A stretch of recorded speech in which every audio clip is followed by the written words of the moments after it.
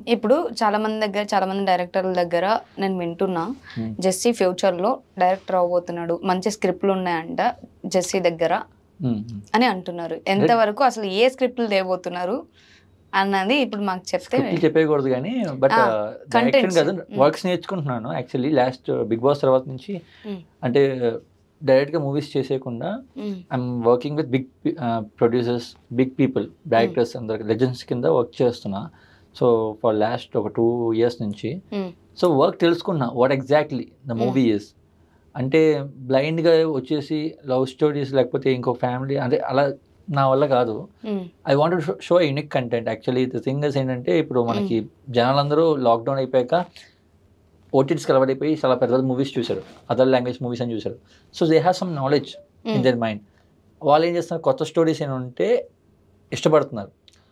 So నేనేం చేస్తాను అంటే ఆ టైప్ జోనర్స్లో ఏమైనా స్టోరీస్ పిక్ చేసుకుని నాకు ఆల్రెడీ స్టోరీస్ ఉన్నాయి. సో అలా 12 స్క్రిప్ట్స్ రాశాను ఇప్పటికి. అందులో 3 స్క్రిప్ట్స్ లాక్ అయినాయి ఇప్పుడు. సో యూనిక్గా ఉంటాయి స్క్రిప్ట్స్ కూడా, అంటే కొత్త పాయింట్స్. రీసెంట్గా ఒక పెద్ద హీరోకి నరేట్ చేస్తే ఆ పెద్ద హీరో కూడా చాలా మెచ్చుకున్నాడు. He love the script actually. So అతను కూడా డేట్స్ ఇచ్చాడు. So hope very short span మేము చేస్తాం. ఆ ప్రాజెక్ట్ స్టార్ట్ అవుతుంది.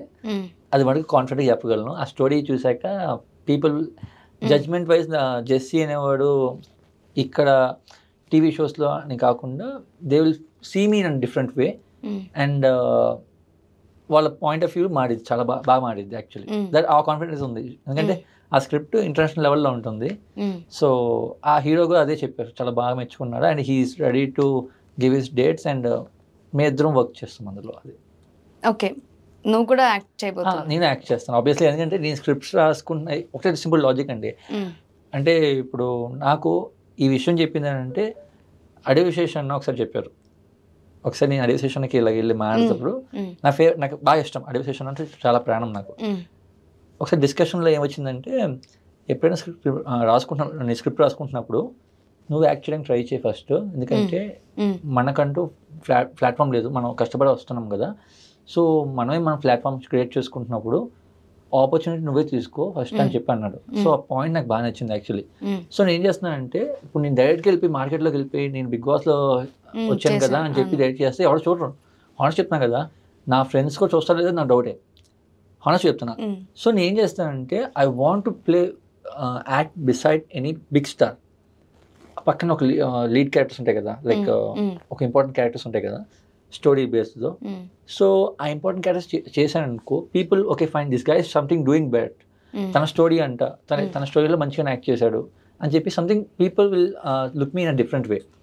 జడ్జ్మెంట్ కొంచెం మారిద్ది. అప్పటి నుంచి అలా నెట్టుకుంటూ వద్దామని చెప్పి నా ప్లాన్ అది. ఓకే, అసలు ఇప్పుడు దాకా మోడల్ యాక్టర్గా కొన్ని చేసున్నావు. సో అసలు సడన్గా అంటే నీకెందుకు అనిపించింది డైరెక్షన్ డైరెక్షన్ కాదమ్మా, డైరెక్షన్కి అంటే ఏం లేదు, నా చిన్నప్పటి నుంచి మూవీస్ ఇష్టం. మోడలింగ్కి వెళ్ళింది నేను ఇండస్ట్రీకి రావడానికే, హానెస్ట్గా చెప్తాను కదా. నాకు మోడలింగ్ గురించి జీరో నాలెడ్జ్ యాక్చువల్లీ చెప్పాలంటే. ఇండస్ట్రీ గురించి చిన్నప్పటి నుంచి యాక్టర్ అవ్వాలి అని చెప్పి స్క్రిప్ట్స్ రాయడం అవన్నీ కొంచెం నాలెడ్జ్ ఉంది. సో మోడలింగ్ ఏంటంటే, మోడలింగ్ చాలామంది అయ్యారు, హీరోయిన్స్ అయ్యారు అని చెప్పి నేను బెంగళూరులోకి వెళ్ళి బెంగళూరులో స్టార్ట్ చేశాను నా మోడలింగ్ కెరియర్. సక్సెస్ఫుల్గా కెరీర్ స్టార్ట్ అయ్యింది, బాగానే వచ్చింది. బిగ్ బాస్ లాగా ఆఫర్ వచ్చింది. బిగ్ బాస్లోకి వచ్చినాక నాకు బ్రేక్ ఈవెన్, అంటే అంతవరకు జెస్సీ అనే మోడల్ తెలియదు, కొంతమంది తెలుసు. అప్పటి నుంచి చాలా ఏపీ తెలంగాణలో మొత్తం చాలామంది తెలిసింది, 90% కూడా తెలిసింది.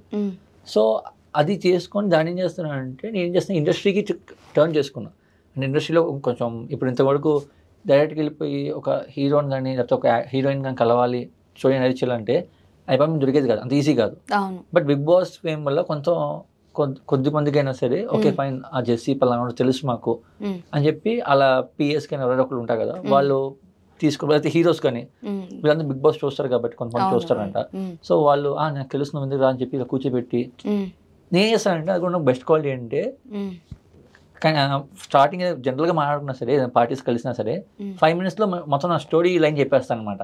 సో వాళ్ళకు ఒక క్రియేట్ చేస్తా, ఒక మార్క్ క్రియేట్ చేస్తా, సంథింగ్ ఏదో ఇది సంథింగ్ కొత్త పాయింట్ ఉంది దగ్గర విందాం అని చెప్పి ఒక 5 minutes గ్యాప్లోనే మొత్తం ఇంటరాక్షన్ ఏం చేస్తానంటే ఒక ప్రొఫెషనల్గా తీసుకెళ్ళిపోతాను అనమాట. తీసుకెళ్ళిపోయిన వెంటనే they will only okay fine చేసి వాళ్ళ నంబర్ ఇచ్చి ఓకే కాంటాక్ట్లో ఉండు, will catch up next week నాకు డే ఫ్రీ ఉన్నా, 1 డే ఫ్రీ ఉన్నా, వచ్చి నాకు నెరేట్ చేయి, 2 hours 1 hour చెప్పు, నీ టైం చెప్తే నేను ఆ టైం ఫ్రీ ఉంటా అని చెప్పి వాళ్ళు టైం ఇవ్వడం, నేను నెరేట్ చేసిన వెంటనే వాళ్ళకి నచ్చి ఇంకా వాళ్ళు డేట్స్ ఎన్నో డేస్ ఇవ్వడం అలా చేస్తాను. అలాగే ఇప్పుడు ఒక పెద్ద స్టార్ వాళ్ళ ఇంటికి ఇన్వైట్ చేసి 2 days కంటిన్యూస్గా నెరేట్ చేయించుకున్నాడు. 2 scripts వచ్చినాయి ఆయనకి. ఫస్ట్ స్క్రిప్ట్ ఒకటి లాక్ చేసాము. కాదండి, పేర్లు చెప్పకూడదండి, పేర్లు చెప్పకూడదు. బట్ ఒక మంచి స్టార్, చాలా ఆడియన్స్ అందరికి, మొత్తం తెలుగు ఆడియన్స్ అందరికి అతనంటే బాగా ఇష్టం అన్నమాట, ఆ హీరో అంటే. సో ఆ హీరో డేట్స్ లాక్ చేశాను అనమాట. ఓకే, మొత్తానికైతే ఫ్యూచర్ లో డైరెక్టర్ రైటర్ రకం యాక్టర్ గా చూడవచ్చు. ఫస్ట్ నా ప్రాజెక్ట్ కి నేను డైరెక్షన్ అప్పుడే దిగాలనుకోవట్లేదు, బికాస్ ఏంటంటే నాలెడ్జ్ నేను ఇంకా నేర్చుకుంటున్నాను, నేను ఇంకా లెర్నింగ్ ప్రాసెస్ లో ఉన్నాను. I want to learn much more big things. So అది నేర్చుకున్న తర్వాత నేను డెఫినెట్గా నేను డైరెక్షన్ చేయడానికి అప్పుడు ఇష్టపడతాను. ఫస్ట్ అయితే నాకు రైటింగ్ అయితే బాగా రాస్తున్నాను అని చెప్పి పెద్ద పెద్ద డైరెక్టర్స్ కానీ పెద్ద పెద్ద స్టార్స్కి చెప్పారు, చాలా బాగా రాస్తున్నావు, లింక్స్ బాగుంటున్నాయి, అది సబ్జెక్ట్లో ఎక్కడ లాజిక్ మిస్ అవ్వట్లను అని చెప్పి అందరు చెప్పేసరికి ఓకే ఫైన్, నా ప్రాజెక్ట్ చాలా బాగుందని చెప్పి ఐ ఫెల్ట్ సో హ్యాపీ. అది సో మొత్తానికైతే writer cum model come actor come ఇంకా ఎన్ని కమ్స్ వస్తాయి చెప్పొచ్చా? చాలా కమ్స్ ఉన్నాయి, చాలా కమ్స్ ఉన్నాయి. ఫ్యూచర్లో రాబోతున్నాయి ఆ కమ్స్ అన్ని? వస్తాయి డైరెక్షన్ టీమ్ సైడ్. సరే, రైటింగ్ నేను కూడా రైట్ చేస్తే బాగుంటుందని నీకు అసలు ఎందుకు అనిపించింది? అంటే ఏం లేదు, ఫర్ ఎగ్జాంపుల్ ఇప్పుడు ఆడియోగా చూస్తున్నప్పుడు నాకు ఏంటంటే నాకు తెలియదు ఫస్ట్లో రైటింగ్ స్కిల్స్ ఉన్నాయని చెప్పి నాకు తెలియదు. ఫస్ట్ ఆఫ్ ఆల్ అంటే మూవీ చూసినప్పుడు ఎప్పుడైనా కొన్ని మూవీస్ నచ్చచ్చు, కొన్ని మూవీస్ నచ్చవు. అదే ఈ స్టోరీ ఇలా ఉండకుండా డిఫరెంట్గా ఉంటే బాగుంటుంది అని చెప్పి ఒక ఫీల్ ఉండేది. సో నేను ఆ థింకింగ్ ప్రాసెస్ వచ్చింది.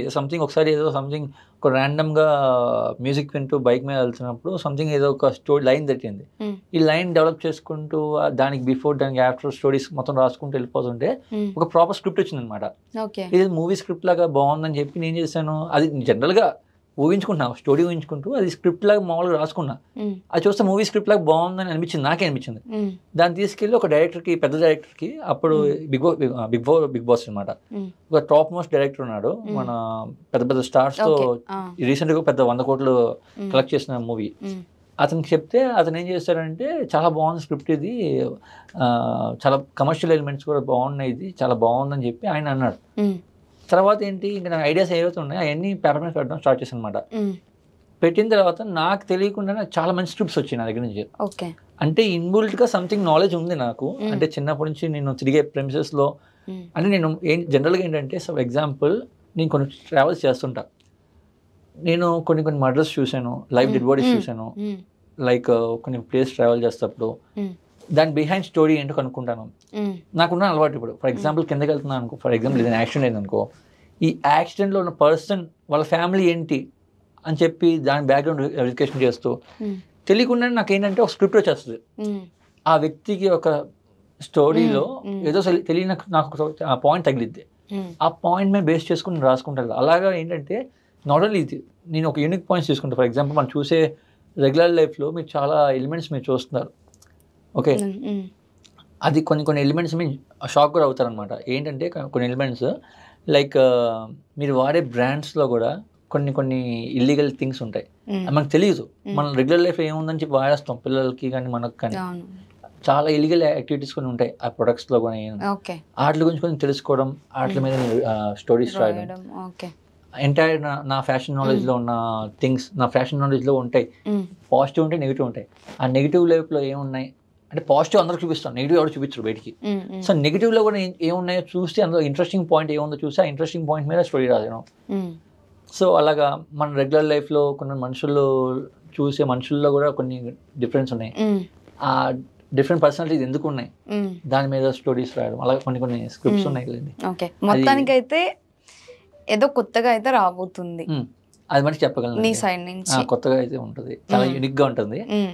చెప్పే కదా, అది చూసిన తర్వాత పెద్ద పెద్ద వాళ్ళు కూడా మంచిగా మెచ్చుకుంటారు నన్ను. ఆల్రెడీ వస్తున్నాయి అప్రిషియేషన్స్, ఇంకా బాగా మెచ్చుకుంటారు. అది